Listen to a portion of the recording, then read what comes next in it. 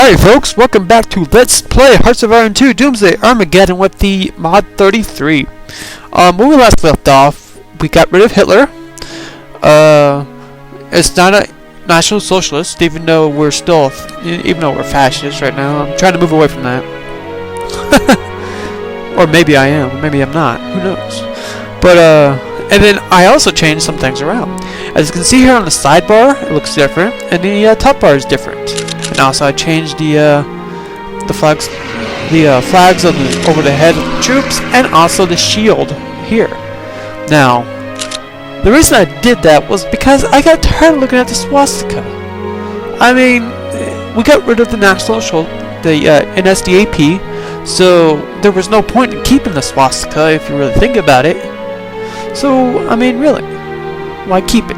And so I decided to change it up a little bit. I decided to give them pretty much the it's an offshoot of what the old German Empire had, as you can see there. So, but it's a little bit different. It was unofficially used in between the years of 1918 to 1921. So it's got some historical aspect to it, but it's not. It wasn't a de facto flag. So, but let's get going. And because we've got a long haul ahead of us right now.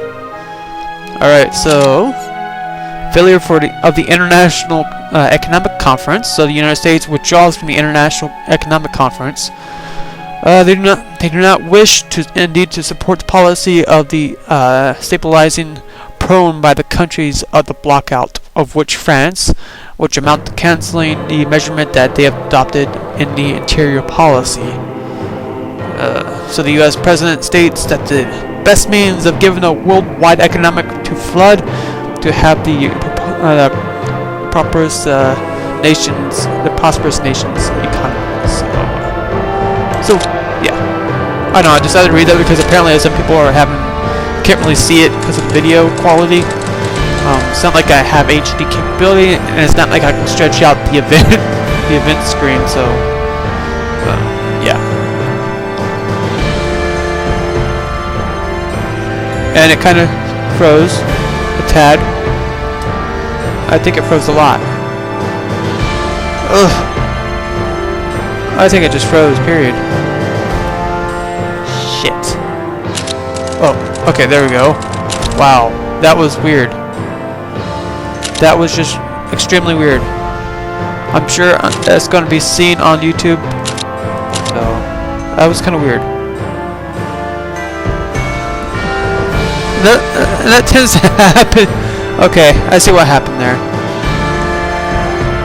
Alright, so everybody else got the event, and then everybody had, like, all at once had international business, and that would definitely freeze the game.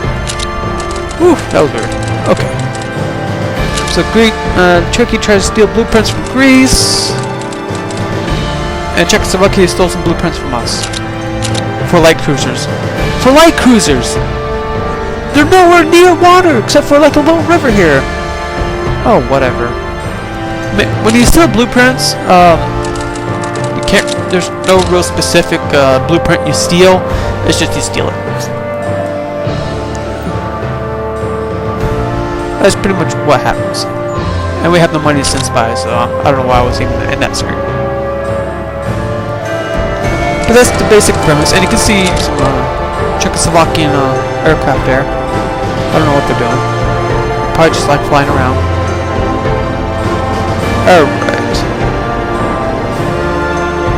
So von Schleicher names Krupp as the spearhead of industry.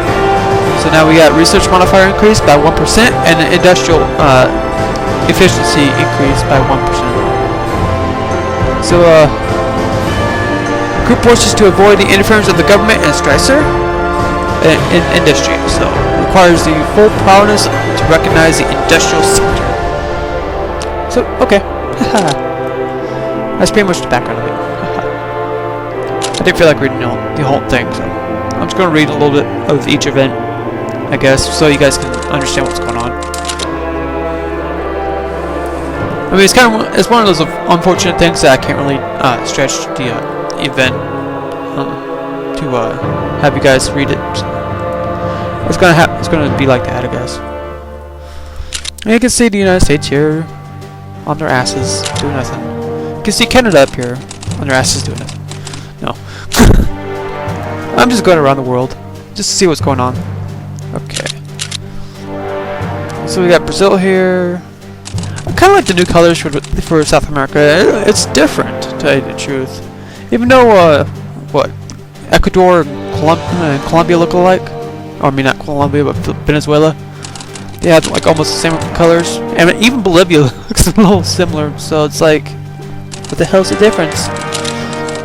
It'd be an interesting border clash right there. It's like, oops, I was in the wrong country, but the color looks like it looks the same thing. All right. And then we got Nationalist China here. What do they do? Oh, they kicked it. Okay, so they kicked the wow, they kicked the communists out of the South China. At least the southern part of their China. And then they only have one province remaining in right here. Huh. Okay. That's kind of cool. And here's the thing for the Nationalist Chinese. If they even capture this capital here, which is actually, I think, their official capital right now anyway, and annex them, the Communist Chinese will respawn, pretty much. They will, you know, have their own old borders back. It's just one of those things you can't really get rid of in this game. It's just one of those repeat process. It's a pain in the ass, so, and it's really annoying. So if they were smart, they would just keep that one province there and occupy the rest and hope for the best. Alright, so back in the European side of the world, you can see here Scandinavia is still having some fun with the rebels. Hindenburg leaves it to the reserve, huh? Alright, so Hindenburg remained quite quiet since the proclamation of the state of emergency on the Council of Von Papen. It leaves its reserves. So, in a message published in the press, it notes that the army brought back the order and dignity to German. Either the dignity to German or either the dignity to Germany, which the person forgot the Y. It supports von Slice of the end of the lips and wishes a more stable constitution for the country. Also near to a monarchy to formally without class struggle nor ideology. So where are we going with this? And you can see we're finally getting some money out here. Look at that. Look at my money growth now. So we lost a lot. We were losing a lot of dissent, thankfully, with all my investment in the consumer goods, and then but we're also getting some industry. So with the losing of the dissent, we gain more industry, which is quite nice. Alright, and I should be continuing. Okay. So Monstein is kind of not really being paid, but oh well. I'm trying to pay everybody as much as I can, but it's like my daily money increase, it fluctuates so much. Alright, let's see the administration. So we got a lot of fascists. No, he's not fascist. He's got plus 20 in supplies. Okay. So let's see here. So we get a plus 5, plus 10 in research. So plus 5 in IC and plus 10% in research. At least industrial research, anyway. In any of them, so I guess I'll have him. Even though he's a National Socialist. Can't really pronounce things anymore. Alright, so consumer goods. It's not like we have any foreign manpower, so we're just going to go with consumer goods here. And he's a fascist. Yay for fascist. So apparently all the good qualities are with fascist people. I guess that kind of makes sense. Right now, just increase the speed of the infantry. Not much I can do there, and that's pretty much it. Yeah, there's nobody in there. Okay, there we go.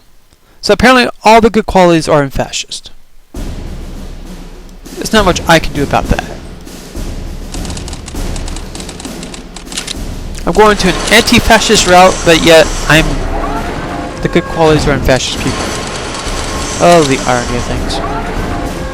Okay, and now you can see here we're gaining a lot more money because Manstein finally got done with his research, and IG Farben got done with theirs as well. Now let's see what we can continue with. There's not much to really research in 1933. So we got roads and bridges done. That's which is good. Which is just new buildings allow for the industrial capacity to be increased in the infrastructure. So we can do that, and also an infrastructure production bonus plus 15. So that's kind of cool. All right. So you can see here, not much to really do. I guess we can do Fortress, which is just a production bonus for land and coastal fortifications. Alright. You guys can understand the way I speak here, it's just blah. Okay, alright, so we got the railroad system improvement of 33. Definitely would do that. Let's see. And I know Krupp is the best for that one, but they're kind of busy right now, so. And you know that old saying, time is money. And that's pretty much what it is in here. Time is money, I guess. Alright, let's do some, let's see, I'm talking first, before I do anything else. Delay. Okay, so that's going to be in the later years. Can't really do much with that. I could do that. Actually, I could even do that. White tank get is a 1934 tech is beyond me. I guess it kind of makes sense in a way. Let's see. I'm going to leave that to Krupp. So. Let's do the motorized, so now's the work. You guys do that. Alright, there we go. So, okay. There you have it, folks. Alright, so the Soviet Union declares that the fascists are the worst enemies between the Treaty of Italo-Soviets.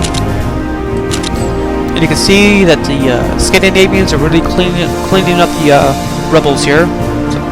I guess their empire's again secured. So they know who the true ruler of the empire is. So, I guess that's kind of cool for them. Okay, so the Soviets, we got good relations with the Soviets, and believe it or not, that actually did happen for quite a bit before the Molotov-Ribbentrop Pact, which is the non-aggression pact between the Soviet Union and Germany.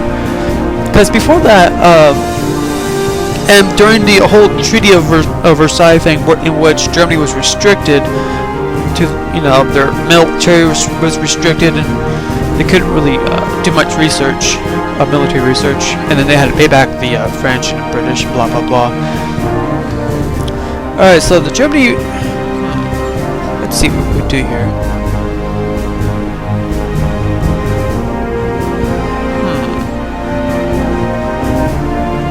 What do we do? Okay, I could do that. But I'm not really in the mood to piss off all those countries. I'm just gonna stay in.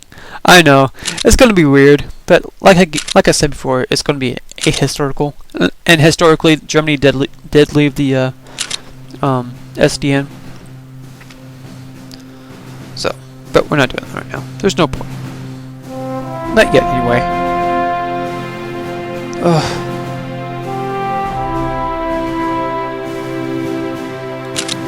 I know.